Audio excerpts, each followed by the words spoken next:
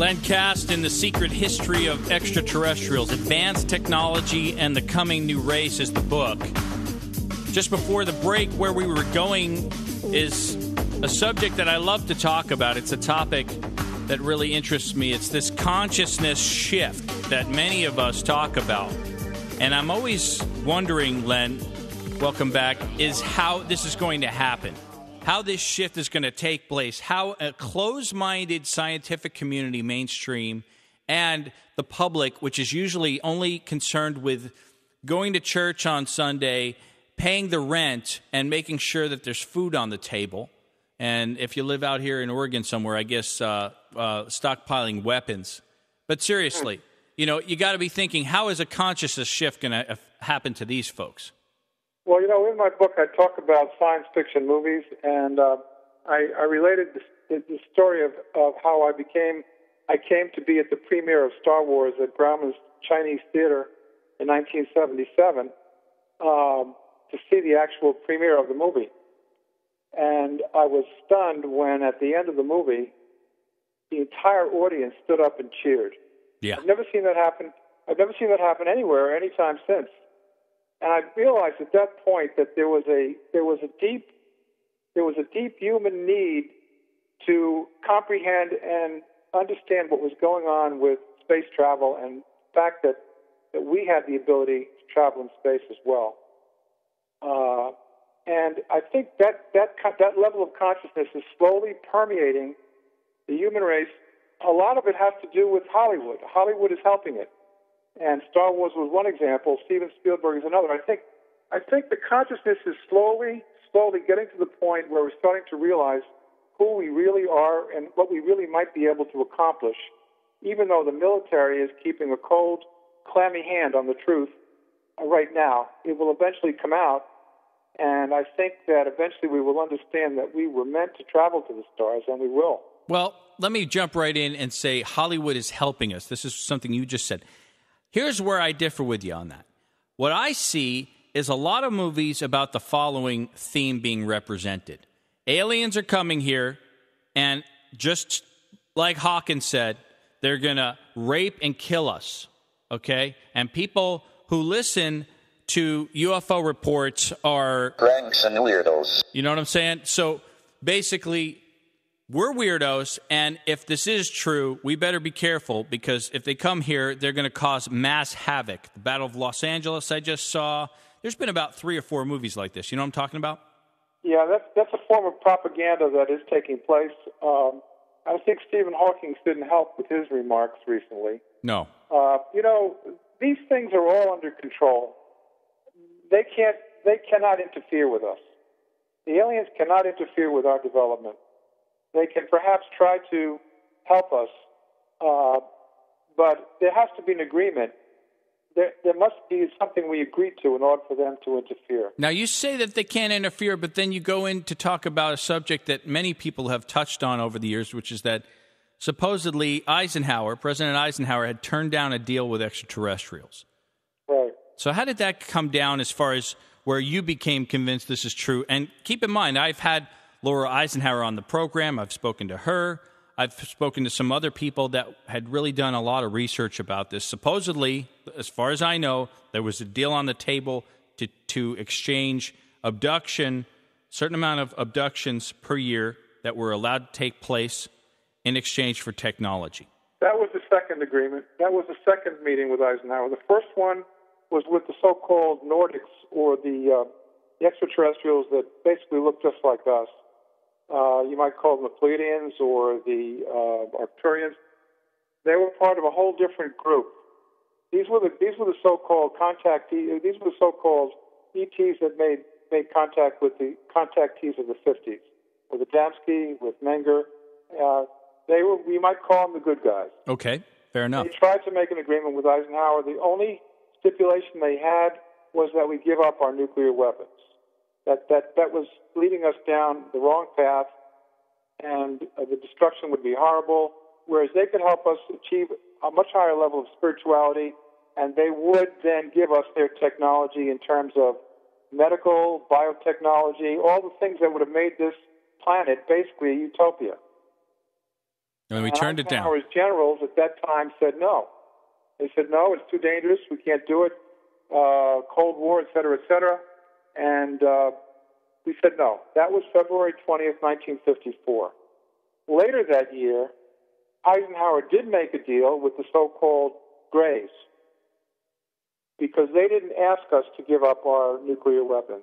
And that deal went through. That deal was that we allowed them to abduct in exchange for joint technological developments, which still exists. That deal still exists. Now, as crazy as that may sound to some people listening right now, let me explain to you why you might want to reference something that might help you understand why this may be true. Not only has this been referenced by many researchers, quality ones, okay, not just Len Kasten here. It's also been referenced by Laura Eisenhower. Is she the great-granddaughter of Ike? Yeah. Okay. Very nice woman. Mm-hmm. And I guess here's what I want you to do. If you think this is nonsense, here's what I want you to do. Go watch a documentary called The Most Dangerous Man in America. Okay? It will play for you during this documentary people who worked at the Rand Corporation, people in the think tanks that helped during the Vietnam War. And it plays for you actual clips of Richard Nixon talking to Kissinger. And if you hear how he refers to both the Vietnamese and how he refers to just humans in general, like bugs, like cockroaches, like nobodies, like people that don't matter, okay? There's no care for human life when you listen to this gentleman. Talk about a disgrace. Richard Nixon was an absolute disgrace to this country. If you watch this documentary, you will be nauseated. You might want to vomit, okay? But what you will do... And it was Kissinger that talked about overpopulation and all of these useless eaters. Thank you. He was Nixon's right-hand man. If you are able to physically hear these audio files and hear them talking about humans, it's repulsive. It's frightening. I don't care if you're a Republican or a Democrat. It threw me for a loop because there it is. You can't take it away. So what I'm trying to say here is it totally unrealistic to think that Eisenhower is approached and said, for all this amazing technology, all we want to do is kidnap a bunch of nobodies every once in a while. You'll never even hear about it. Right. I mean, almost any president, I'm telling you, if you listen to this document, is going to say, sure, go for it. And collateral damage and things of that nature that we hear about, it's really disturbing, Len. I think Ike had no idea what he was getting into. He was listening to his generals as a good commander would, and he was a good commander. And that's the reason he was so successful in Europe, was because he did listen to his generals. And they said, we can't give up the nuclear weapons, but we would love to get our hands on this technology. But I think he regretted it immediately because he made that famous speech in 1961 yes. where he warned us about the military-industrial complex. I think it preyed on his conscience that he had done what he did. Well, I sure hope so. It would be nice if some of these people actually acted like humans at some point when they become members of the power elite. I don't understand why you have to look at the world so differently, but it would be great if you could get granular and think of people, as every life has meaning. And we don't do that. I guess the power elite does not do that in this country. Now, let's jump to something that really throws people for a loop here. And not a lot of people talk about it anymore because it was floating around the UFO community for a long time, but not in specific. Bill Ryan was covering it for a while. And I'm talking about Serpo. Okay? Now, you talk about it in the book a little bit here. And I was just hoping maybe you could sum up for this audience. You talk about how in 1965, we actually had American astronauts go to Zeta Reticuli on an alien space mission. And it was called Project Serpo, correct?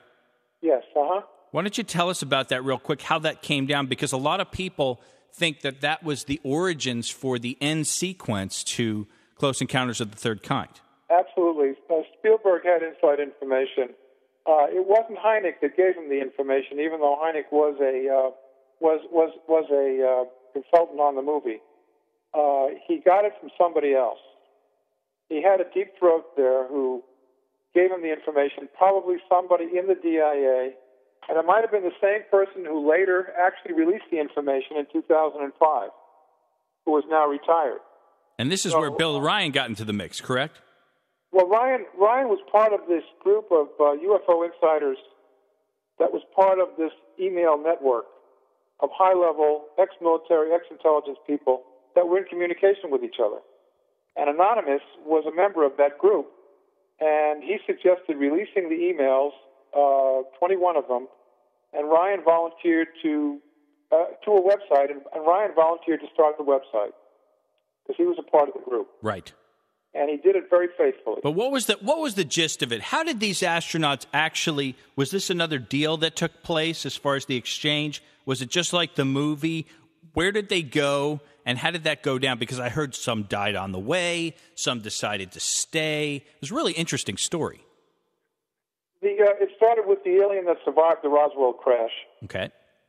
Serpo was his home planet, and he had a device for communicating with Serpo, although at that time they didn't know the name of the planet because he didn't give them the name. And the scientists at Los Alamos eventually got it to work, even though the alien himself died in 1952. He was the one they called EBE number 1. Okay. And he was a guest at Los Alamos for all those years, and the device worked, and the scientists got it working, and they started communicating with Serpo. And it took them 9 or 10 years to get the communications perfected. And by that time, Kennedy was in office. And Kennedy was the one who made the edict, handed down the edict, said, I don't want just a visit, I want an exchange program. And that's how it all started. The Air Force got the job to find the people, and they reviewed 156,000 files and narrowed it down finally to 12 people plus 4 alternates, and put them through about a year of training. And how long was the mission? How long did it take them to get to Serpo? It took 10 months to get to Serpo. Okay, 10 months. Fortunately, we have the commander's diary to work with, where he tells the whole story. So that's what makes it so fascinating. Now, this was amazing. I read some of these documents. This is the commander's diary, his entries. That's right. On the mission there during the 10 months, correct? Exactly. It's fascinating stuff. I mean, if you're a fiction person, you would love this stuff, correct? Absolutely. Okay, so tell us. Find a fantastic story. So continue. I'll get out of your way here. What did the commander talk about that was so amazing during the mission? In fact, wait a minute. Hold on. You know what? Let's do this. Let's go to break. I want to come back and talk about Serpo, because a lot of people think that Serpo didn't have enough juice behind it and they let it go. But I'm not so sure we should do that. Again, let's talk about the quality of the messengers here, not just physical evidence all the time. We're coming back with Len Kasten. He's got a book out called The Secret History of Extraterrestrials, Advanced Technology and the Coming New Race. And it's a fascinating book, and he's a fascinating guy. And I'm Jesse Randolph, and you're listening to UFOnaut Radio. Comprehend and understand what was going on with space travel, and the fact that we had the ability to travel in space as well. And I think that level of consciousness is slowly permeating the human race. A lot of it has to do with Hollywood. Hollywood is helping it. And Star Wars was one example. Steven Spielberg is another. I think the consciousness is slowly getting to the point where we're starting to realize who we really are and what we really might be able to accomplish. Welcome back. Is how this is going to happen. How this shift is going to take place. How a closed-minded scientific community, mainstream, and the public, which is usually only concerned with going to church on Sunday, paying the rent, and making sure that there's food on the table. And if you live out here in Oregon somewhere, I guess stockpiling weapons. But seriously, you got to be thinking, how is a consciousness shift going to happen to these folks? Well, in my book, I talk about science fiction movies, and I related the story of how I came to be at the premiere of Star Wars at Grauman's Chinese Theater in 1977 to see the actual premiere of the movie. And I was stunned when, at the end of the movie, the entire audience stood up and cheered. Yeah. I've never seen that happen. I've never seen that happen anywhere, anytime since. And I realized at that point that there was a deep human need to